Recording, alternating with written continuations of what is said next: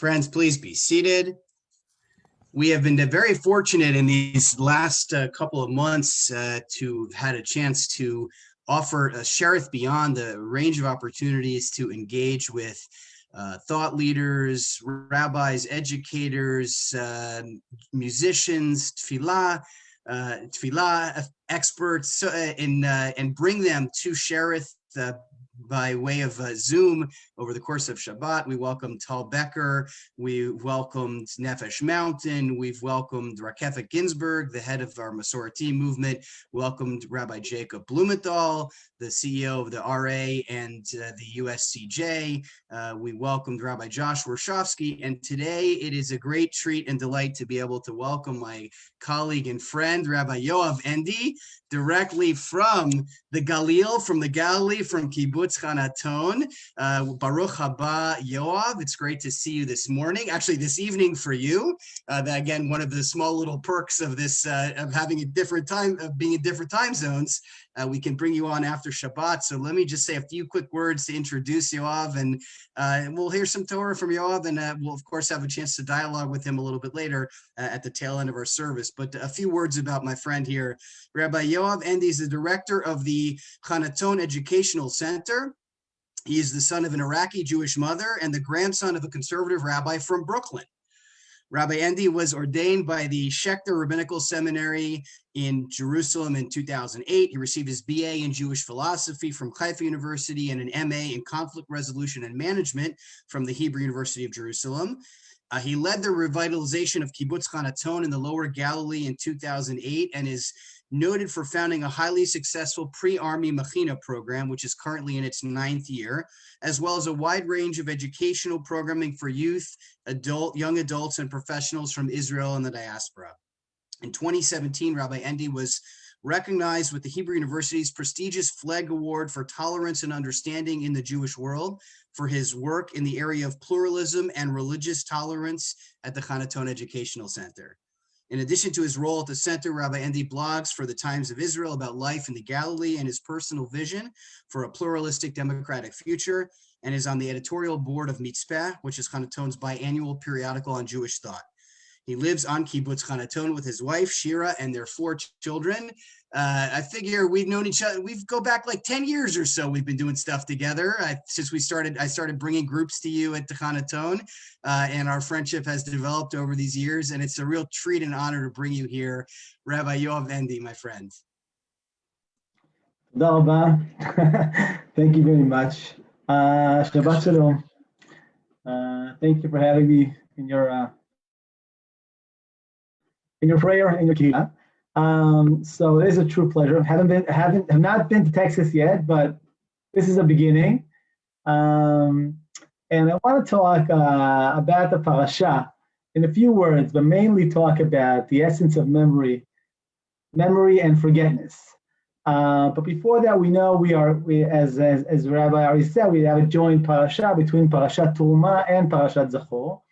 So we're beginning really a series of a few parashot that deal with little details about how to build a tabernacle and its tools, and just so many verses on very technical issues.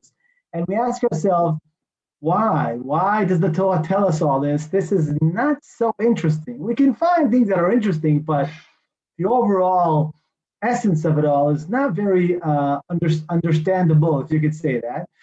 So, and especially if we compare that to the number of psukim that deal with the creation of the world, the whole of the creation of the world is about 34 verses.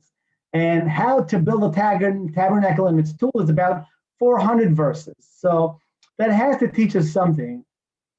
And one thing that we have to learn from it, we can learn from it, is really that the Torah doesn't want to teach us about how the world is built. The Torah wants to teach us about what is the role and what is the meaning of a human being's life in this world. How do we lead our life? And how should we live our life? And that is really the essence. And in the parasha, we really see 2 hints about that. In the beginning of the parasha, it says, make me a sanctuary. We have to work in order to build a sanctuary. And that goes against, of course, where God gives us everything. And when we left Egypt, he gave us food, he gave us the man, not Haman, the man. And now we have to, if we really have to search our way in this world, we have to, we have to make the sanctuary, we have to bring the offerings. And of course, one giant tool in order to lead a life of meaning in this world is really to deal with the essence of memory. Because memory really makes us who we are. And memory is a great tool, but sometimes memory also holds us back from changing. So sometimes memory reminds us who we are, or maybe where we're coming from, and who we should be. But sometimes memory blocks us from really being who we can be. If we're kind of caught up in a trauma, or if we kind of always learn the same lessons and go over the same things, that sometimes doesn't get us to better places, but makes us stay in one place. And I want to talk about this meaning, especially because we are reading Parashat Zachor. We have to remind ourselves about Amalek, and I want to read the verses, but in a few days, we're going to be commanded and obligated to forget, because Purim is coming, and we have to forget between Bein Baruch Mordechai le'Aru Haman. We have to forget so much that we can't differentiate between Mordechai, between righteous and between wickedness, Haman. So how can we learn? So with your permission, I just want to read the verses of the Maftir of Parashat Zachor, which will kind of lead us into the short discussion. So I'll read this in English. Remember what Amalek did to you on your journey after you left Egypt. How, undeterred by fear of God, he surprised you on the march when you were famished and weary, and cut down all the stragglers in your rear. Therefore, when the Lord your God grants you safety from all your enemies around you in the land that the Lord your God is giving you as hereditary portion, you shall blot out the memory of Amalek from under heaven. Do not forget. So a few things we can learn in terms of how memory can really make us better people. So first of all, we can learn that when we lose faith in God, sometimes that brings us to treat people in a worse manner. So sometimes when we forget God, we forget also human beings. Or if we were to say that on the opposite, we say, if we strengthen our belief in God, that should make us more sensitive to people and not to leave people behind. And also it says to us also that if we leave people behind, if we take the people who are weak and who suffer more with, I think we are in the month of Jewish Disabilities Awareness, Acceptance, and Inclusion.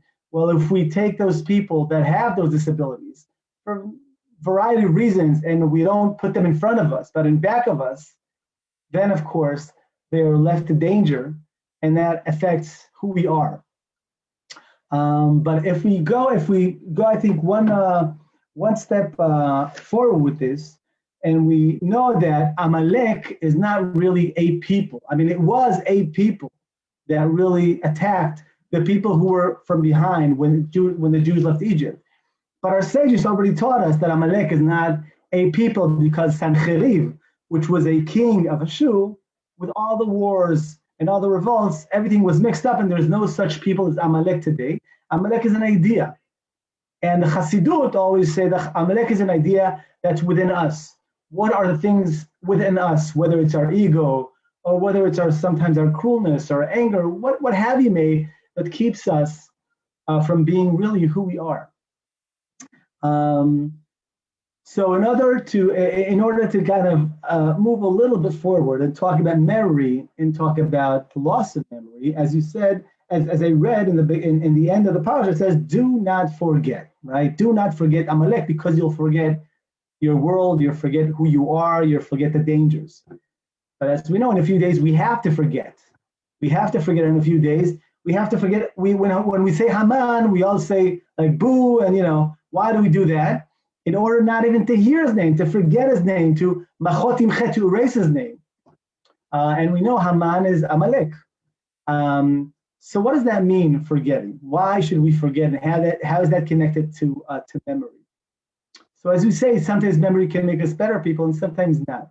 So in terms of forgetting, I want to suggest that if we forget on Purim, even for a slight second or for 1 minute, we let ourselves forget that there is total resha, total wickedness, or total, I don't have the English translation in my head right now, but if we forget that there is an ultimate wickedness in this world, which is Amalek, and if we for 1 minute forget that that exists, maybe we can be filled up with hope. Maybe we can be filled up with new ideas. Maybe we can be filled up with a new perception of how the future can look or how our life can look. And if we are filled up with hope, then maybe we can build also such a world that is more hope, that there's more good, and that does not always let fear control them. So there are different sides to memory, there are different sides to forgetfulness, but I think the way the Torah teaches us how to handle that is that if memory brings us to better places, then that is using memory for the good. And if forgetfulness sometimes brings us to better places, to building a better future, that also sometimes has its role. And we always have to be aware of that. And Parshat Zechor in Purim, coming up only in a few days, Purim is known as the holiday. If we're talking about repentance and becoming better people, it's compared to Yom HaKippurim. Yom HaKippurim Kippurim means Kepurim, like Purim. So Purim means the holiday that we can change, the holiday we can become better people. But on the opposite from Yom Kippurim, it's not about fasting, not about praying. It's about doing that where everything is really, where we're entitled to do everything. But from that abundance, becoming new people. So I wish for us, in a few words, using our memory in the best ways we can, taking what we can from it, but not letting ourselves be caught up in all the memories that we have. Shabbat Shalom. Shabbat Shalom, Yasher Koach, and Kol Tuv, Toda, Yoav, and I look forward just in a few minutes, we're going to have some time to chat and also take questions from our community, but we'll visit again in a little bit, but we really enjoyed your sharing your Torah with us this morning and look forward to continuing the conversation shortly. And again, Baruch haba, welcome.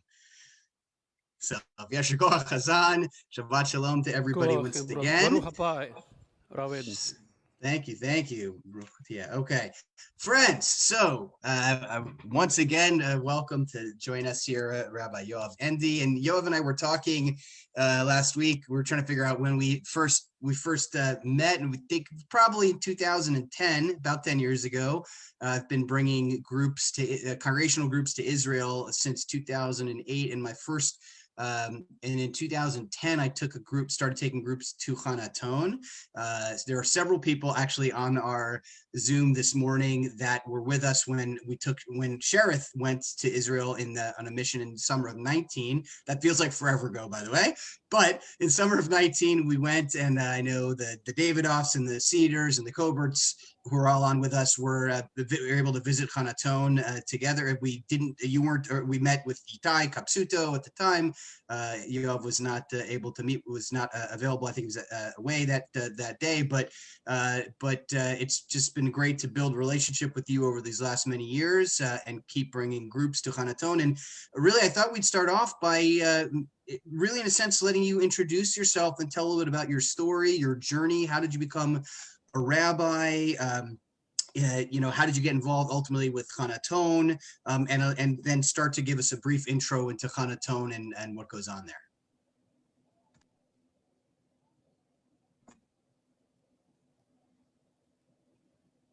Yes. So Shabbat Shalom again. So a little bit about how I got to the rabbinate and the Hanaton. Maybe as you heard my bio, my father made Aliyah from the United States, and my mother made Aliyah from Iraq, and they were met each other here. And I'm the first generation in my family to be born and raised in Israel.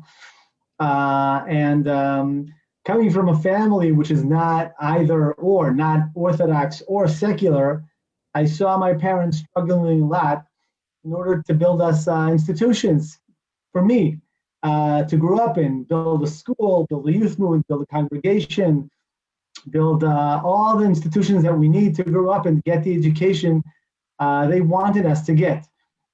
Because I think in the 70s, there was pretty much being a pioneer, the first generation of people who built up the movement in Israel. So seeing that, always trying to make the reality that you want it to be, really, I think, taught me a great lesson in life that it's up to us to build the state and society that we want to have here. And I was in my in my master's degrees. I studied conflict resolution, and I did a lot of peace building work, and tried at least. And near the end of my degree, I understood that what I really want to do is go into depth and do some deep soul searching and learning, and to work from within religion, within the identity that I'm shaping. And that's what brought me to rabbinical school, to go really and deep down into my roots, into my memory, actually. So I went into rabbinical school, and I knew that when I finished rabbinical school, I wasn't going. Well, I thought I wasn't just going to. I wanted to create an intentional community. I wanted to meet a lot of young people like myself, and try to build something new in Israel. And that's where really Hanaton came in. And I'll give a short explanation about Hanaton. Hanaton was a conservative kibbutz built in the 80s, 1984, by the movement. And its first people who inhabited it, or who built it, really were those first generation people who, majority of them made Aliyah from the United States, and also met here people from Israel. And the idea was to build a kind of collective socialist kibbutz in the mid 80s in Israel, which was going to be conservative.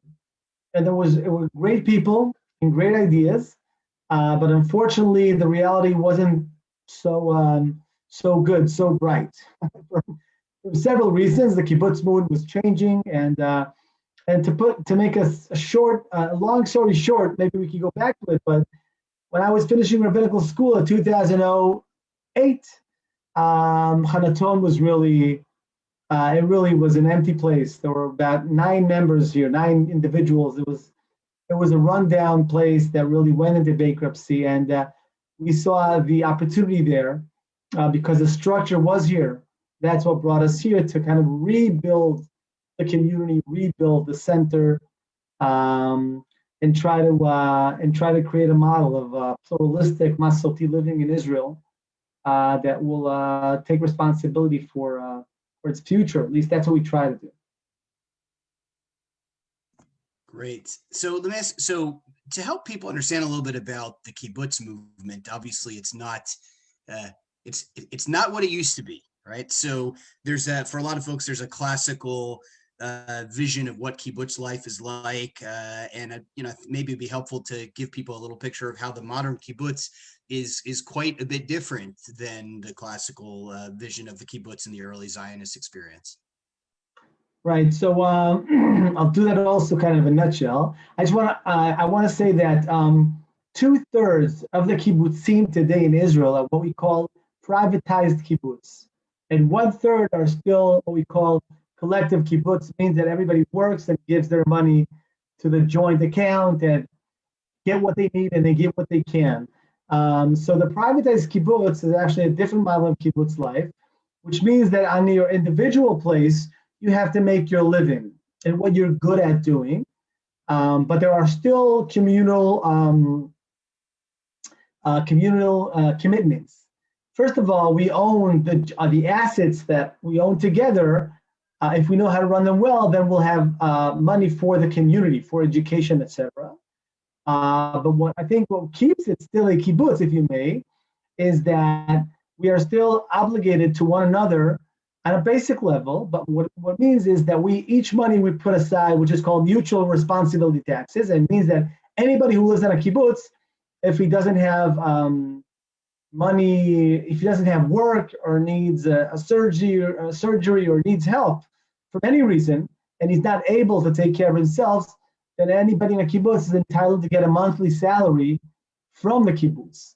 It's not very high. It's not that you can live normally, but but everybody's obligated to everyone here on an economical level, and I think that makes that influences our mind more than I thought.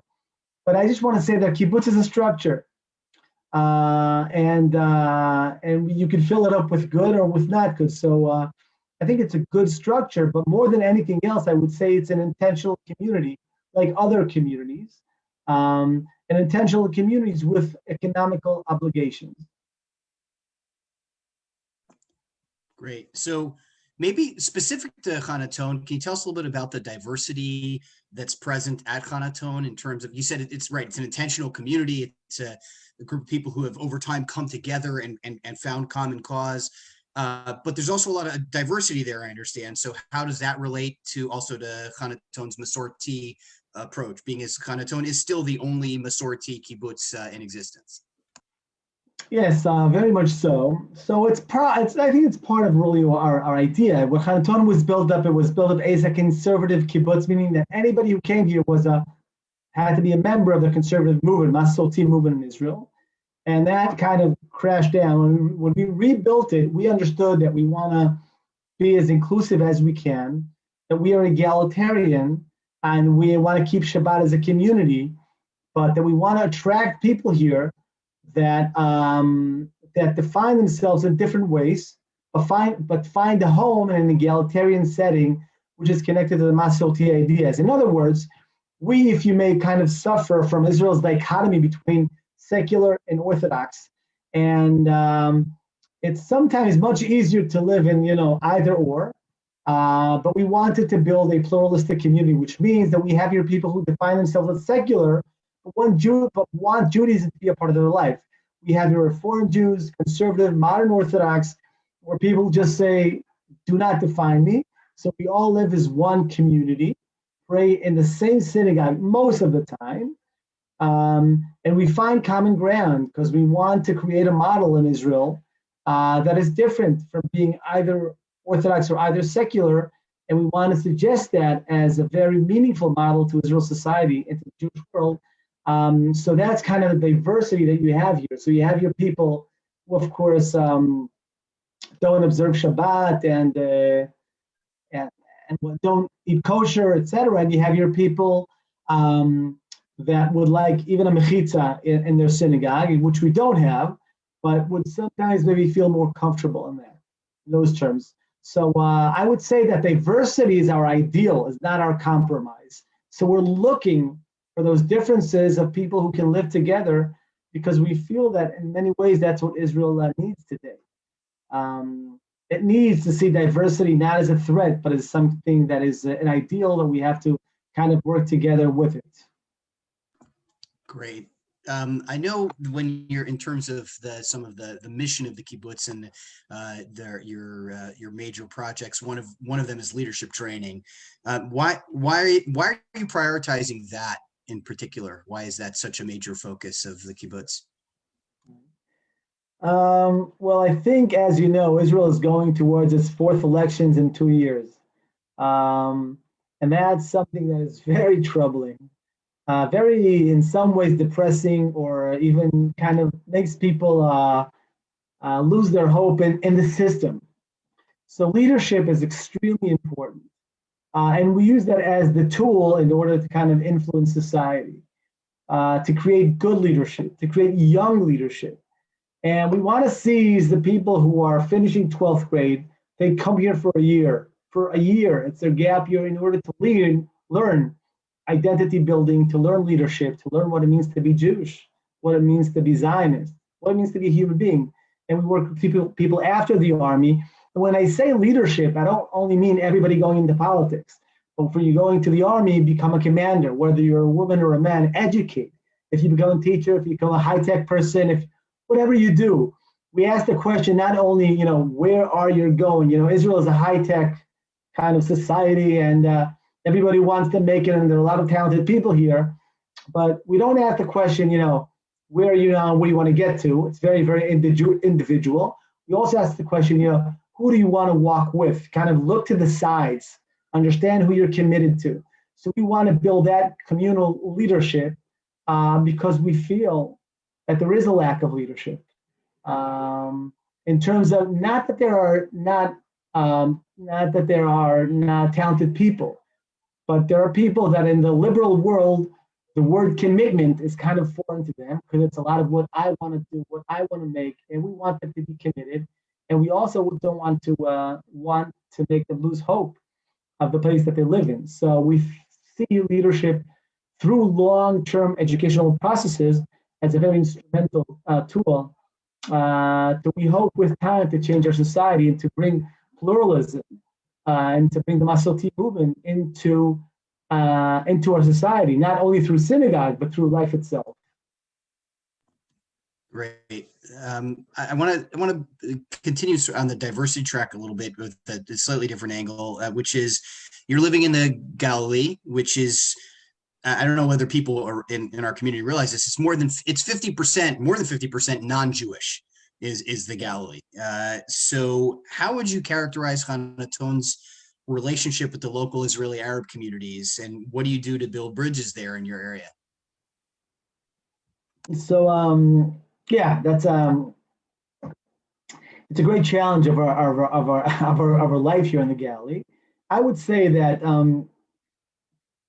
we have a dream, at least I do, that we can share the same future picture together. I mentioned that I studied conflict resolution, and when I studied conflict resolution in Hebrew, the notion was that we can have opposing dreams, but we should treat each other with respect.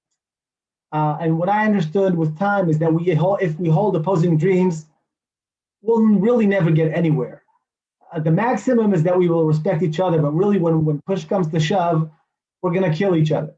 So we try to create a shared vision of a shared future. It's not easy, but it is possible, meaning through strengthening your identity, we want to open up people, not to fear the other person, but to try to build a shared future with him. So what we do on the day-to-day basis, well, this year, as you know, is a COVID year, which makes everything much more complicated, but twice a week, on Tuesdays and Wednesdays, our students volunteer a lot of villages and teach Hebrew and work with disabilities, and so every week we are there in those different villages. And after our students learn Talmud and learn Tanakh and learn Midrash, they also learn Arabic and they also learn Middle Eastern studies.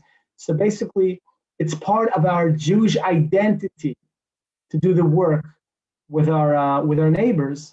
And that's kind of building our own identity. So, but as you know, it's nothing is perfect at all. And we try to bridge the gaps. Our neighbors are very close to us, very, very close to us. But we have a road between us, and sometimes that road is so far that you can't even imagine. And sometimes we try to bring that, to bridge those gaps, to make the borders somewhere we could meet each other and not be away. So there's a lot of stories and a lot of experiences, but that's kind of the thought to it.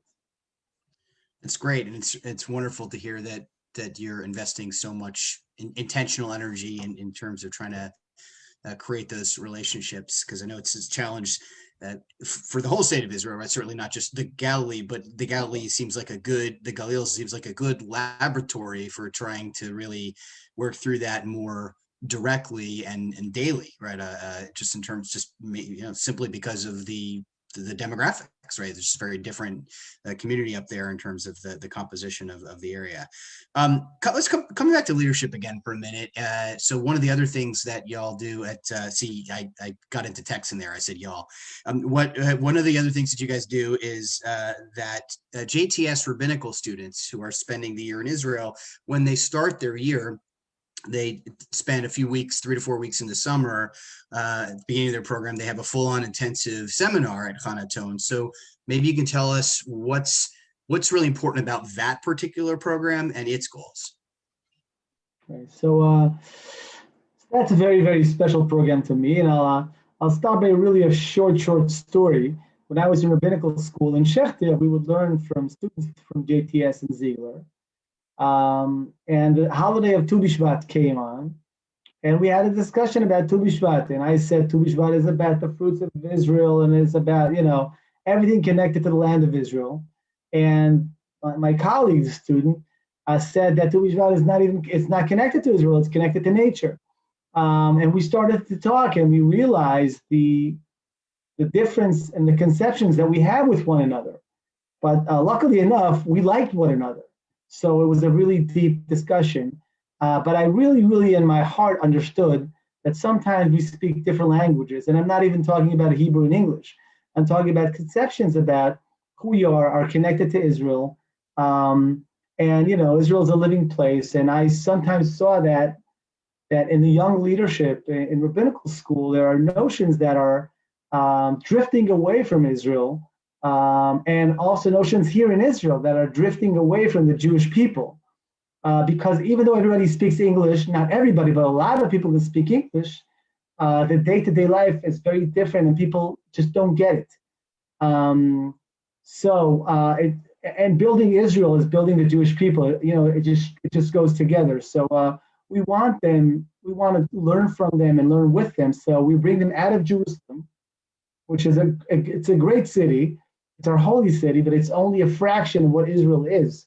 So we bring them to the Galilee, and we show them the people. We show them different cultures, and we learn Zionism together.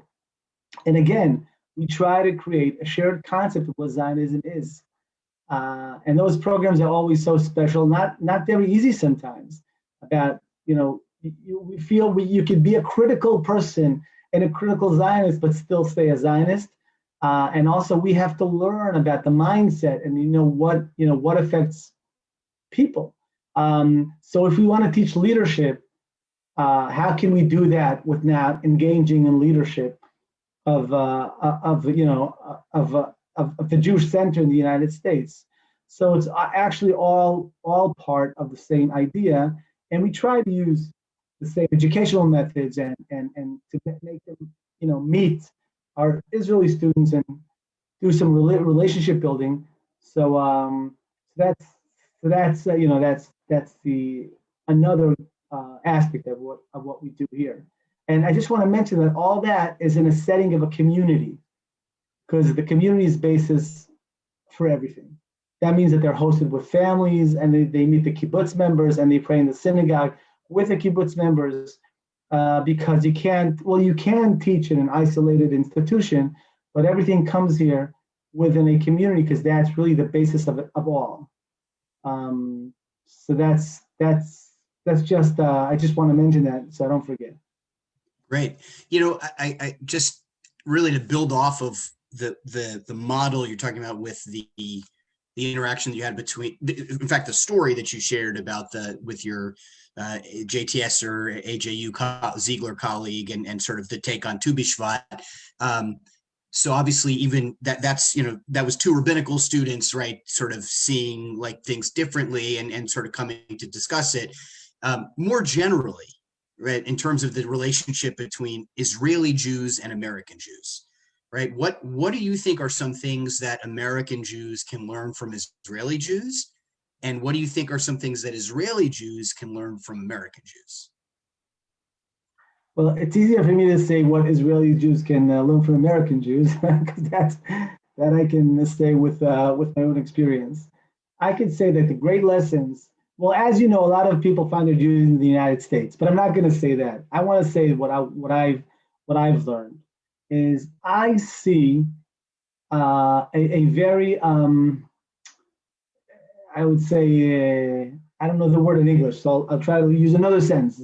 I see just an unbelievable connection. This is what I see between religions and between cultures and different minorities in the United States. I see the Jewish people and I see when I say I see, I usually see the conservative movement, synagogue, because that's what I'm connected to.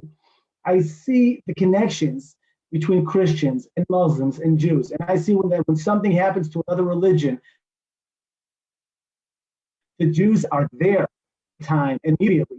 And I see the affection, and I just see it all. And when something happens to the Jews, I see how in those neighborhoods, I see other religions coming together.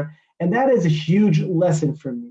Something very, maybe obvious to you, but when I sometimes came and I saw synagogues praying in churches, renting out space, that was unbelievable for me. It was something you can't even imagine in Israel happening. So I think we have enormous lessons to learn about tolerance, about thought, about humanistic values from society in the Jewish people in the United States. That's definitely a lesson I take with me. And specifically in the conservative movement, what I've always been taught and I know that politics is getting more extreme in the United States, unfortunately, which is something we can talk about because I know that living in Israel, but I've known that in the conservative movement in the States, you can have in one synagogue Republicans and Democrats and opposing political ideas, and they're praying in the same synagogue and talking about the same conflicts in life, etc. Or you can have people with different ideas about Israel. So people always have different ideas, but I just remember that also as a young rabbinical student, remember learning that phenomenon, and I think that's also a big lesson for us. And do you think, I know you've sort of dodged the second half of the question, but Yeah. do you think there are things that we can learn from what's going on in Israel right now in terms of its, reinventing slowly reinventing its Jewish self on some spirit and soul? I don't know. Any thoughts on that? I would be careful, but I could say a few things. Maybe I'm not right, but I would say that what brought me really to rabbinical school, I did not even mention it. One of the most profound experiences in my life that really brought me to the place I am doing the work I do is really the assassination of our prime minister, 1995, Yitzhak Rabin. When I was in my army service, I was protecting our country and its borders, and suddenly I understood that I'm looking the wrong way. I'm saying that is because we know what political extremism is, and we know what a dichotomy and hatred in society between political parties brings to. And I've been dealing with that for the last 20 or more years. And as a society, we've had enormous failures here, and we're not over that yet. But I think there's some valuable lessons that we can learn, that we've learned in the hard way about how to overgap things. So it's not that we can teach, but you can definitely learn from our experience. That's for sure. And in order to, when we see pluralism is really, we've been learning, I hope, two lessons in this. One, sitting around the same table, but not only sitting around the same table, but also being able to make decisions in that table. But unfortunately, our politicians haven't learned that so good. But I want to say that at the young people's level, when I say young, up to 30s maybe, people who are going through these leadership academies, I think we're putting a lot of effort in creating young leadership, which will be diverse and pluralistic. And I hope we're on that way, but I'm just saying it's not that, the United States should learn from Israel, but I think there's something to learn here. And when I look at the young generation, I'm optimistic that people are working with people that do not share their ideas, but are trying to create a shared future. So I think there's something that you can put a spotlight in Israel and look into. It's extremely interesting. Great. So thanks for I pushed you a little. Figured I'm sure I knew you had some thoughts that would speak to that. And I do. By the way, folks, I want to mention, if others have, we got a couple more questions we're going to go through, but if others have any questions that they'd like to for us to ask Yoav, then you can go ahead and put them in the chat box, and be happy to get to those in the next little bit. So look, you grew up in the Masorti movement, and I'm curious now. You're looking over the course of your lifetime, how has it changed? It's a weird question. Is it in better shape, stronger now than it was before? If so, in what ways? Or are there more challenges than before? And how does all of that seem to, in your view, affect its potential impact on Israel's Jewish soul? And I'm specific in saying Israel's Jewish soul, which is to say, yes, Israel is a Jewish state and a democratic state, right? But its Jewish soul, we're still working with and working on, and it's been an ongoing challenge to figure out what that maybe should look like in an ideal setting. So some thoughts about those, the evolution of the Masorti movement in Israel. So that's it's a big question. I'll try to answer it in a short way and I hope a clear way. I mentioned that my parents made Aliyah, and then my parents, I think, were kind of the first generation of the Masorti movement in Israel. And I'm resembling the second generation. So the first generation always, its role also in the United States, the first generation always builds institutions because they need their kids to learn in schools, and they need healthcare, and they need, and they need everything. So they build a lot of institutions for the second generation. So that's what the Masorti movement did in the beginning. They just build the movement. They build the youth movement, the schools, et cetera, et cetera. And when we grew up in these institutions, we ask ourselves, what now? And I think that's the difference that the movement is going through. So first of all, when I was a kid, a lot of people, everybody basically, were people who made Aliyah. And that just made it harder for them. So it was much harder for my parents than it is for me, because I know language and I went to the army and I know the network. So in terms of sociology, we were different because it's more people who were born in Israel than made Aliyah right now in the movement. It doesn't make it better, it just makes it different. And I think that my parents' dreams in the beginning, the dream of the movement was to build bridges between orthodoxy and secularism, meaning that we know what it means to be an observant Jew, and we know what it means to be a secular person who loves, learning and freedom, et cetera, et cetera. And they wanted to kind of build a bridge because they said, what's going on here? But we know today that we're not about to build a bridge, because sometimes we are more than the problem than the solution. Saying that, secular and Orthodox people can get along very good. It's called live and let live. Do your thing, I do my thing, bye-bye. But that's not how you build a society. Now we, the conservative Masorti movement, have a different interpretation. We pray in a different way. We want the joint section of the Western Wall, etc. So we make the problems, if you may. We challenge the status quo. So I do not want to build a bridge. I want to create a path. I want to create a path for Israel, for its young people, for all society, to talk about the identity, Jewish identity, democratical identity, a pluralistic society. So in that sense, they wanted to build a movement, and they also wanted to build a state. We want to really build society. So I think that's kind of a movement that we're going through. But always remember that dealing with the great question, the basis is always in the community, in the prayer, in the intimate connection. So I think that's a change. Has the movement become stronger than what it was? It's definitely become more, it has more influence and is more heard of, but it's still a small movement. It is not a big movement. And if you ask me, I'd say that small places and small movements, create big changes. Majority never leads the majority. It's always a passionate minority, who people follow, and it becomes bigger. So I may be finding an excuse for being a small movement, but I don't feel my goal is that everybody would be conservative in Israel or Masorti in Israel. But I want influence, and I want to lead our state in making it a more Jewish place and the deep meaning of it, and strengthening its Jewish identity and opening up.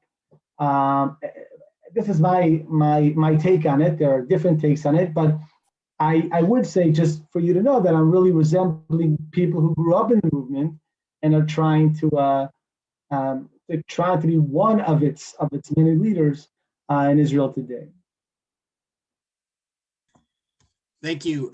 It's I think it's I feel at least it's encouraging to see, and I share your sense that the movement's influence, good word that you chose there, it is increasing, right? It's incremental increases, right? It's not dramatic increases, but its presence is more noted and its voice is heard a bit more. And I think a lot of that credit goes to you and your colleagues and working on the ground to try to share this vision with as many people as possible, and also train future leaders who understand this different approach to Judaism and to pluralism and cooperation and all that. So another topic which I know is of great interest to many here, as well as maybe a big headache to those in Israel, is the upcoming elections. You referenced that briefly earlier. Fourth elections in 2 years. So as a rabbi and a thought leader in Israel, what are your thoughts about this, like that Israel's arrived at 4 elections in 2 years? And also, so that's sort of to you specifically as a rabbi and a thought leader, but I'd also ask if you could then put on the hat of the feeling on the street among the average Israeli, if that happens to be different than your answer, I'd love to hear that answer too, right? What's the average Israeli's take on this, right? Because you're obviously, you have a position of potential influence and working with people, as I said, a rabbi and a thought leader, so perhaps you might have slightly different takes. So I'm curious. Yeah, I'll try to answer that as accurate as I can. First of all, this is abnormal, and this is crazy. 4th elections in 2 years, and what we tell ourselves and we tell our students is that we tell them this is not normal. Do not get used to this. The fact that it's happening doesn't mean that it's okay. It doesn't mean that we should get used to this, because we're going through a political crisis that half of the people vote right, half the people vote less, and our leaders cannot sit together and lead us. And we should not accept this, and we should not lose hope and just say, oh, democracy, the system it's never going to work, and we should expect more and not less, because that's what I think some people want us to expect. So it's not only fighting against, it's really an uphill battle. It's hoping politics will get better, but it's also demanding and not getting used to the situation, demanding from our politicians, from our leaders, that they'll create, a government that we can be really proud of, and we can find, and we have enormous questions we have to cope with, and so we want to see that they take it seriously enough. And so I'm getting, if you may, more and more motivated, if you want, but. I think the person on the street, not that I'm not the person on the street, but I think that we're going to see, I might be wrong, but I think we're going to see a lower range, a lower average of people who vote in this election. And I think people are feeling really, not everyone, but there are people who are becoming more extremists. There are people who are just giving up. And there are a lot of people that are, and this is, you can see on the polls, there are enormous amount of people that within days before the election still do not know what to vote, because they don't understand who to vote for, and who's gonna say one thing and keep his words. And so it's really it's not good times for how politics seems in Israel. And again, I'm saying that when we have enormous issues in front of us, first of all, as you know, the COVID issue, but also, peace, education, economics. So we're just trying to make our students, the people around us, become more passionate, more demanding, and having higher expectations. But needless to say, it's also affecting in the other in the other direction. And And in the spirit of Purim, we're going to forget that we had 3 elections in 2 years, and we're going to hope this election is going to keep us for the next 4 years. Yeah, that would be good. That would that would really be good. Save a lot of people a lot of headaches. As we're starting to wind down here, it was a real treat and blessing for us to be able to visit Hanaton in 2019 with our congregation. As I said, a number of folks on the Zoom today were able to be a part of that. And I'm wondering if you can give us some thoughts about how can our congregants stay connected with and partner with Kibbutz Hanaton and your efforts in the future. Well, first of all, I really hope to see you in Israel with Hanaton, or to get to Texas. I think I hope life goes back to normal, and I think that what we're trying to do the work. Sometimes better, sometimes not as good, but we invite you to see us as your kind of vehicle, your influence into society. And so we're inviting you to stay connected, to see what we're doing, through our newsletters and everything, just to see that we are a kind of a pulse that is trying to do things. And maybe you could link through us to see, what young people think and what the movement does, a different segment of the movement, because we're not a synagogue, we're kind of a community and a center. So that could give you some kind of, I think, interesting thoughts. And then you can see how you can really, partner with us. Definitely invited to, in order to really build here a better place and build better leadership for us all. But I always say that, we have to, it's always when we talk about relationship building, it has to be, dual. And I'm happy to be here, through knowing Rabbi Ari and our connection. And I hope us or Hanatono, I could bring meaning, or bring a content, or bring Israel to your community. And when the relationship is good and strong, basically we can what's the word? We can do anything. We can do anything when the relationship is strong, and it starts from. And this is where it starts. So I hope that this will be kind of a long-lasting thing, and we definitely would love that. Well, we hope so too. I know it's been important to me for many years, and I hope some of that connection that you and I share, and that the value I place on the work that Hanaton is doing, is something that also will continue to trickle down to our community, and opportunities like this to visit with you and meet you, get to know you. Obviously, relationship building starts with people. So that it really helps for people to be able to see your face and hear from you and hear about the wonderful things that are going on at Hanaton. By the way, I see in the chat box that Scott Colbert brings regards from his daughter Emily, who is a graduating JTS senior, just did her senior sermon this past week. So she wishes you a Shavua Tov. She came in her rabbinic training, and of course spent a few weeks at the kibbutz, and says, "You were a very nice and sweet man," says the message in the box. So thank you. So regards from Emily, and once again, I just want to say thanks for making the time to be with us this Saturday night for you in Israel, and Shabbat here with us.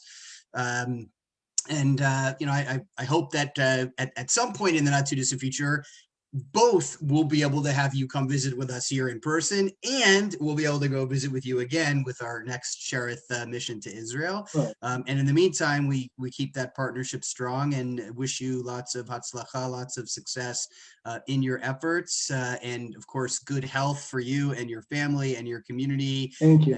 In this continuing COVID craziness, and good luck with the upcoming elections. That's again, hopefully, that the last headache for a while on that front, at least. So Toda Rabbi Yoav, great to see you, my friend, and thanks again for being with us.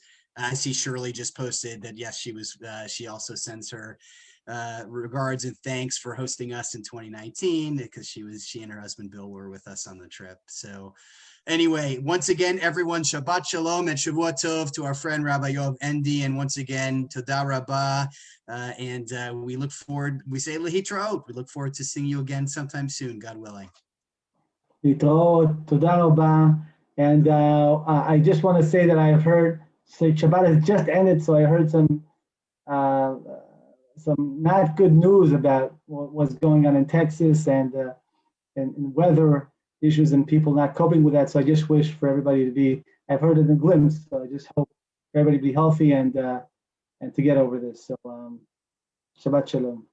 Thank you, Yoav. Shavua Tov. Toda Rabba. Thank you.